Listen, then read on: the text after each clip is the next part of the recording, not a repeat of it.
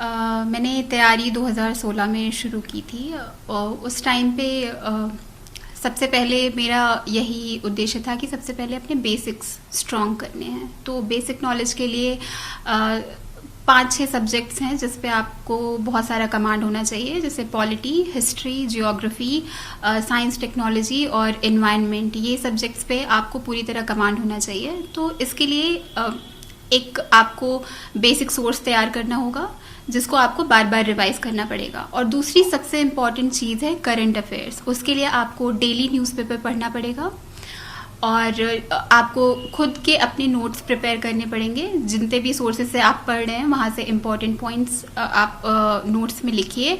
और तीसरी सबसे ज़्यादा ज़रूरी चीज़ है रिवीजन करते रहना बार बार आपने जो भी पढ़ा है। बहुत सारा मटेरियल पढ़ के आपको कोई फ़ायदा नहीं होगा जब तक आप उसको रिवाइज नहीं करते, जब तक वो आपको याद नहीं रहती।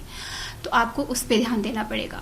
फिर चौथी चीज़ है प्रैक्टिस। आपको क्वेश्चंस की प्रैक्टिस बार बार करनी पड़ेगी। चाहे प्रीलिम्स का एग्जाम हो, आपको उसके लिए मल्टीपल चॉइस क्वेश्चंस प्रैक्टिस करने पड़ेंगे। कम से कम 30 से 40 टेस्ट आपको लगाने पड़ेंगे बिफोर प्रीलिम्स के एग्जाम में। और फिर मेंस के टेस्ट के लिए आपको बहुत सारी आंसर राइटिंग करनी पड़ेगी, एसेज लिखने पड़ेंगे। जब तक प्रैक्टिस नहीं करेंगे तब तक आपको पता नहीं चलेगा कि आपके स्ट्रॉन्ग पॉइंट्स क्या हैं। फिर फाइनली इंटरव्यू या जिसे पर्सनालिटी टेस्ट कहते हैं, उसके लिए भी प्रैक्टिस बहुत ज़्यादा ज़रूरी है। आपको क्वेश्चंस की प्रैक्टिस मिरर के सामने करनी पड़ेगी, आपको मॉक देने पड़ेंगे पैनल्स के सामने, आपको फ्रेंड्स के साथ क्वेश्चन आंसर बोलने की प्रैक्टिस करनी पड़ेगी। So practice is a very important part of this preparation. एक और आपने चूज किया और किस वजह से किया? मैं यूपी से बिलोंग करती हूँ, सुल्तानपुर डिस्ट्रिक्ट से। तो इसकी वजह से सबसे पहला कार्डर प्रेफरेंस में मैंने होम कार्डर ही डाला है। तो मेरी फर्स्ट प्रेफरेंस यूपी है, उसके बाद मैंने एमपी प्रेफर किया है, फिर राजस्थान। आप जो सर्विस आप आईएएस चूज किया या क्या आपका प्रेफरेंस क्या है? जी, सो लास्ट ईयर मुझे मेरी 489th रैंक आई थी। उसके बाद मुझे इंडियन रेवेन्यू सर्विस मिल गया था, जो कि लास्ट ईयर मेरी सेकंड चॉइस थी। तो इस साल मैंने बस इंडियन एडमिनिस्ट्रेटिव सर्विसेज ही चूज किया था।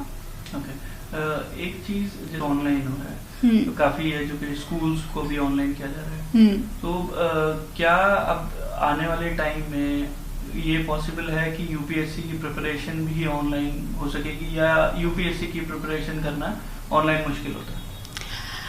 ऑनलाइन बहुत सारा मटेरियल मिलता है स्टूडेंट्स को, न्यूज़ के टर्म्स में हो या फिर आपका स्टैटिक सिलेबस। तो बहुत सारा मटेरियल, वीडियोस यूट्यूब पे बहुत सारे मिलते हैं जिसके थ्रू कैंडिडेट्स प्रिपेयर करते हैं।